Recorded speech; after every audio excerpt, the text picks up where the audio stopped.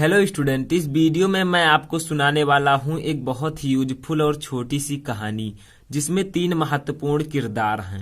Number 1 गोधन, number 2 मुनरी और number 3 गुलरी काकी। तो अगर आप क्लास 12 में हैं और हिंदी की तैयारी कर रहे हैं तो ये आपके बोर्ड एग्जाम में 5 मार्क का पूछा जाता है। ठीक है, तो अब आप सोच रहे होंगे कि मैंने इसे कॉपी में लिखकर क्यों नहीं समझाया।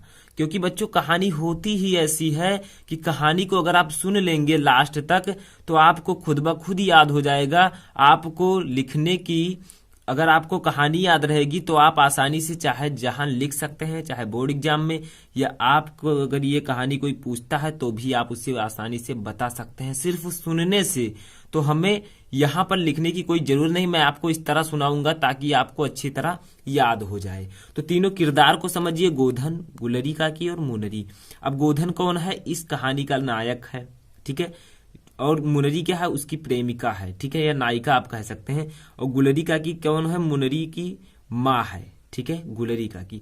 तो ये कहानी बहुत ही ज्यादा मजेदार है, तो इसको लास्ट तक सुनिएगा, बस मैं आपसे यही रिक्वेस्ट करना चाहता हूँ। तो देखिए, अब हम लोग इन कैंडिडेट को थोड़ा सा नीचे करते हैं और कहानी को पढ़ते हैं और समझते हैं। देखिए, पंचलाइट जो है रेणु जी की आंचलिक कहानी है। कहानी में बिहार के एक पिछड़े गांव की परिवेश का सुंदर चित्रण प्रस्तुत किया गया है। यानी कि जो पंचलाइट कहानी है स्टूडेंट, इसको फरीश्वर नाथ रेणु जी ने लिखा था। ये जो रेणु है इसका पूरा नाम फरीश्वर नाथ रेणु है, ठीक है, उनकी ये कहानी है। अब देखिए, कहानी में उन्होंने क्या किया है, बिहार के एक पिछड़े गांव, जो पिछड़ा गांव है, देहाती गांव, उसके परिवेश का उन्होंने सुंदर चित्रण किया है। अब क्या कहा है उन्होंने, उसी बिहार के गांव में एक महतो टोली है, ठीक है, एक टोली है महतो, उसमें अशिक्षित लोग हैं।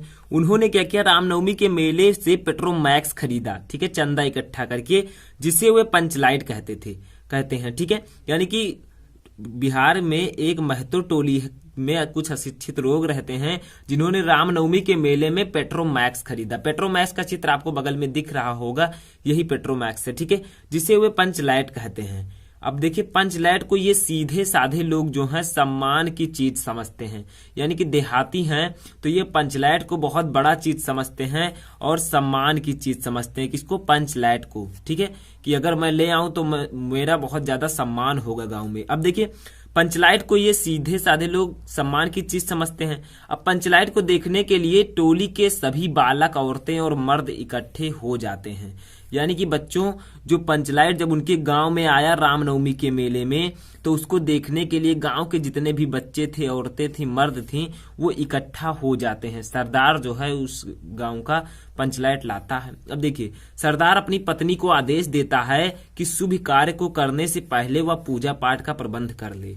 यानी कि इतना बड़ा चीज उस पंचलाइट को ये लोग मान रहे हैं कि कह रहे हैं ये हमारे गांव में आया है, तो सरदार जो है उस गांव की, वो पत्नी को अपने कह रहे हैं कि शुभ कार्य जब आप करें तो उससे पहले पूजा पाठ जरूर कर लें ताकि दिन अच्छा जाए, ठीक है, और पंचलाइट जल जाए। अभी देखना क्या होगा, मजा बहुत आने वाला है इस कहानी में, लास्ट तक सुनिएगा।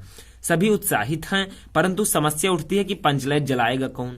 अब समस्या ये उठ रही है कि बच्चों, पंचलाइट कौन जलाएगा? पंचलाइट को जला कौन सकता है? जब सभी लोग अनपढ़ हैं, यानी कि अशिक्षित हैं, तो वो जलाएगा कौन? सीधे साधे लोग पेट्रोमैक्स को जलाना भी नहीं जानते थे।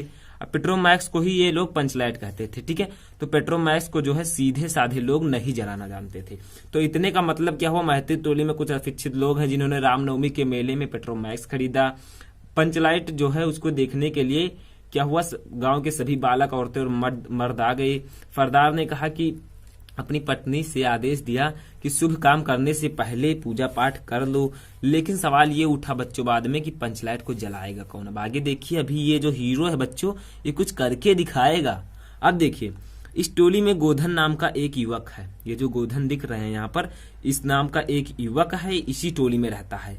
अब क्या हुआ था बच्चों, वह गांव की मुनरी नामक एक युवती से प्रेम करता था। ये भाई साहब, इनसे जो है गोधन, इनसे मुनरी से प्रेम करता था, लव करता था। अब आगे देखिए, मुनरी की माँ ने पंचों से गोधन की शिकायत की थी। यानी कि ये जो हैं गुलरी काकी, इन्होंने इनकी शिकायत लेकर चली गई ये किसको? पंचों के पास, जो पंचायत के मुखिया होते हैं उनके पास इन्होंने गुलरी काकी ने गोधन का शिकायत लेकर गया कि ये मुनरी को छेड़ता है, इन्हें छेड़ता है। अब आगे देखिए क्या होता है बच्चों, अभी ये गाना वाना गाएंगे ये गोधन, तो देखते रहिए। अब देखिए इन्होंने मुखिया से शिकायत क्या की थी। देखिए मुनरी की मैंने पंचों से गोधन की शिकायत की थी कि वह उसके घर के सामने से सिनेमा का गाना गाकर निकलता है। यानी कि ये जो गुलरी काकी और मुनरी बेटी और माँ के जो घर है इन दोनों का, इनके सामने जो है ये भाई साहब गाना गाते हुए निकलते हैं। ठीक है, और कौन सा गाना गाते हैं भी देखना, सिनेमा का गाना गाकर निकलता है। इस कारण पंचों ने उसे जात से निकाल रखा था। ये जो गोधन है बच्चों, इसे जो है पंचों ने अपनी जात से निकाल दिया था, अपने गांव से ही निकाल दिया था। अब देखिए क्या हुआ बच्चों, मुनरी को पता है कि गोधन पंचलाइट जला सकता है, यानी कि जो पंचलाइट लाया गया बच्चों, वो गोधन जिसको पंचों ने बाहर कर दिया था गांव से, तो मुनरी जानती थी कि गोधन को पंचलाइट जलाना पता है। ये पंचलाइट ये भाई साहब जला सकते थे। किसको पता था? मुनरी को, क्योंकि वो उसकी प्रेमिका थी। ठीक है, जला सकता है। अब वह चतुराई से यह बात पंचों तक पहुंचा देती है। ये जाती है पंचों तक पहुंचा देती है। कौन? मुनरी। ये जो है पंचों तक पहुंचा देती है बात कि जो है गोधन जलाना जानता है पंचलाइट, अपनी सखी से कहकर। ठीक है, अब देखिए पहुंचा देती है। पंच गोधन को पुनः जाति में ले लेते हैं। अब पंच क्या होते हैं बच्चों? पुनः जात में उसे गोधन को ले लेते हैं। क्यों? क्योंकि जो गोधन है बच्चों वो पंचलाइट जला देता है अंत में। भले ही वो सलीमा का गाना गाता हो कि सलम ले, लेकिन उससे कोई मतलब नहीं है। ठीक है, तो ये जो है गोधन बाद में पंचलाइट को जला देता है आइडिया से किसी तरह। अब आप लोगों को ऐसे ही लिखना है अगर बोर्ड परीक्षा में पंचलाइट पूछा जाता है तो।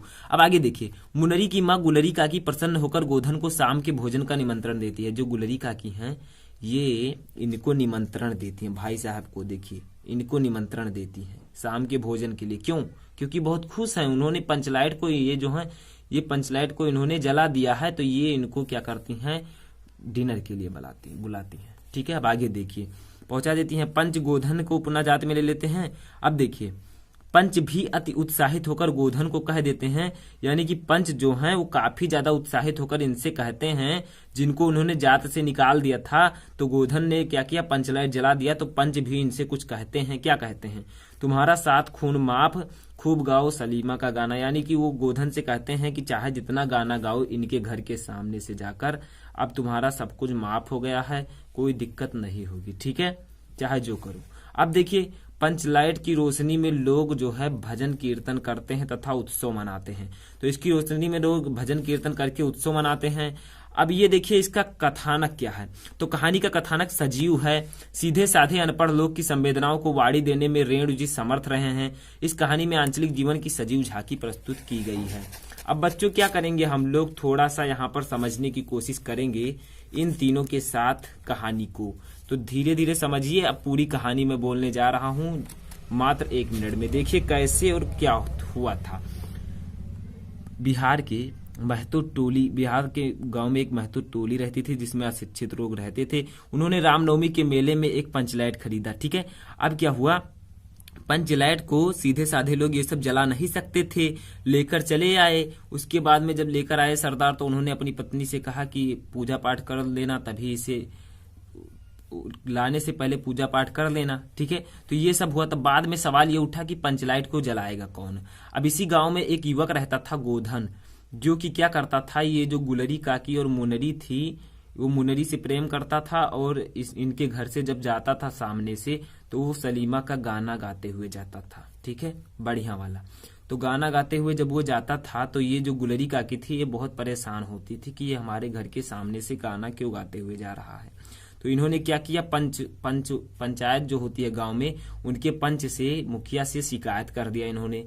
ठीक है, तो मुखिया ने क्या किया स्टूडेंट, उन्होंने गोधन को अपने जात से ही निकाल दिया, गांव से ही निकाल दिया। तो क्या हुआ, बाद में जब ये लोग पंचलाइट लाए तो गोधन जो है पंचलाइट जलाना जानता था। तो ये मुनरी को केवल पता था कि गोधन जो है पंचलाइट जलाना जानता है। ठीक है, तो पंचलाइट इतना आवश्यक नहीं था जलाना, लेकिन क्यों जलाना आवश्यक था, क्योंकि बगल के गांव वाले मजे लेते थे। ठीक है, कि पंचलाइट लाए हैं उसको जलाने का, कोई जलाने को ही नहीं जानता है। तो मुनरी क्या करती है, किसी तरह इस बात को पहुंचा देती है सरदार के पास कि गोधन जो है जलाना जानता है पंचलाइट। तो गोधन को बुलाया जाता है अपनी गांव की इज्जत रखने के लिए। तो गोधन क्या होता है, पंचलाइट को जला देता है, जिससे गांव के लोग बहुत ज्यादा खुश होते हैं और गोधन को कह देते हैं कि खूब गाओ गाना, ठीक है। और गुलरी काकी भी उन्हें डिनर के लिए यानी कि रात्रि के भोजन के लिए निमंत्रण करती है, ठीक है। बस यही था स्टूडेंट ये कहानी पंचलाइट। अगर आपको एक कहानी पसंद आई हो, आपको एक कहानी याद हो गई हो, तो बहुत अच्छी बात है। बोर्ड एग्जाम में आपको 5 नंबर दे दिए जाएंगे। आप अब इसे आप लिख सकते हैं कि नहीं, आप मुझे कमेंट करके जरूर बताएं कि कहानी को सुनने के बाद आप इसे आसानी से लिख सकते हैं अगर सारांश आपके बोर्ड एग्जाम में पूछा जाए, ठीक है। तो करके जरूर बताना कमेंट। तो स्टूडेंट इस वीडियो में फिलहाल इतना ही। Thank you.